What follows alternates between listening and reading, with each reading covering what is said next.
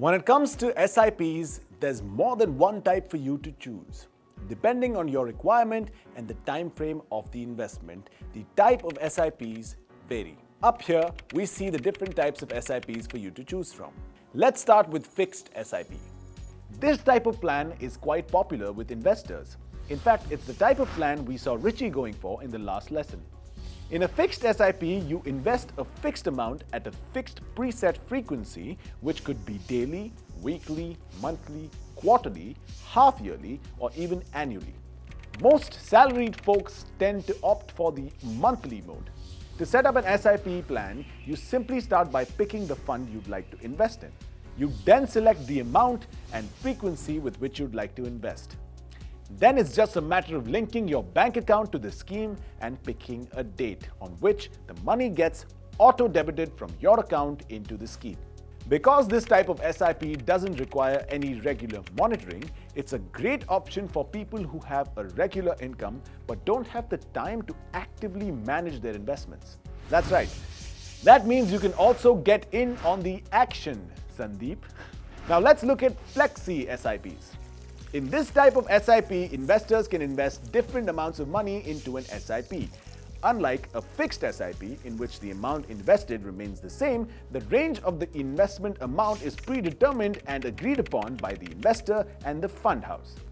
In other words, you can decide the minimum and the maximum limit you want for your SIP.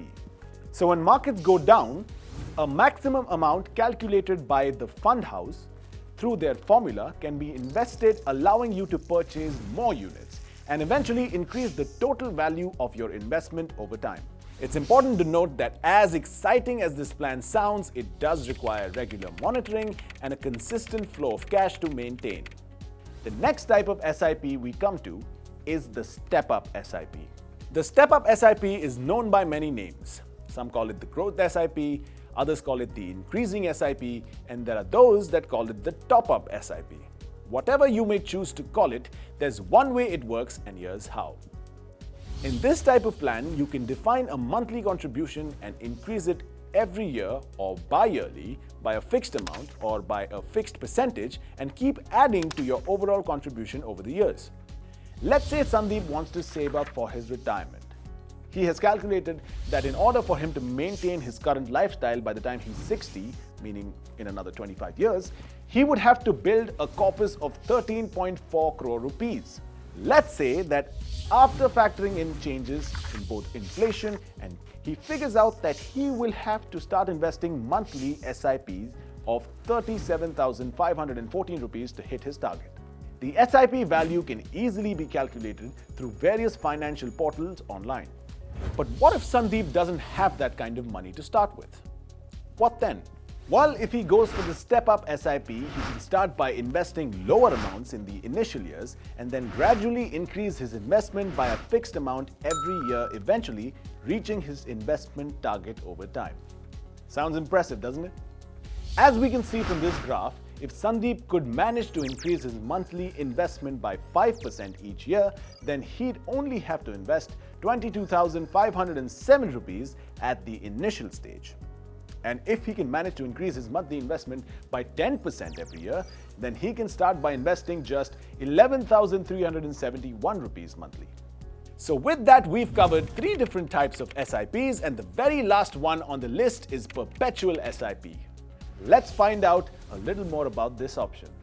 As the name suggests, this type of plan is one that literally lasts forever. In this type of SIP, you get to define the start date and frequency of your investment without having to set an end date. And that just about covers the different types of SIPs. Now, let's move further and see what the pros and cons of SIPs actually are. What's great about SIPs is that they make you really disciplined about saving. You have to save steadily in order to meet your periodic commitments as per your plan. Another great thing about SIPs is how flexible they are. You can pull out of your investment anytime you want, and you can even increase or decrease the amount you're investing as you go. And because you can simply link your bank account to your schemes and initiate auto debits, these plans prove to be ever so convenient. But that's not even the best part. SIPs also help you eliminate market timing risks so that you don't have to worry about markets being overvalued or undervalued. And of course, as I mentioned earlier, we tend to benefit tremendously from rupee cost averaging. Now, there are a couple of downsides to SIPs as well. The benefits of rupee cost averaging is of little use when markets are up, meaning SIPs prove their magic mostly in one complete cycle of the markets, that is both down and then up. The wait to reap your benefits can be much longer when you opt for SIPs, so you really need to have the time. So what does that tell us about who's best suited to go for SIPs? SIPs are meant mainly for those people that want to take advantage of all types of market, and since they run automatically, they act as a disciplined savings plan. That's why it's ideal for those people who are in it for long-term wealth creation. And that's a wrap. We've covered the different types of SIPs and the pros and cons of such plans. In the next lesson, we'll break down how you can link your SIPs to your wealth creation goals. Shall we move on?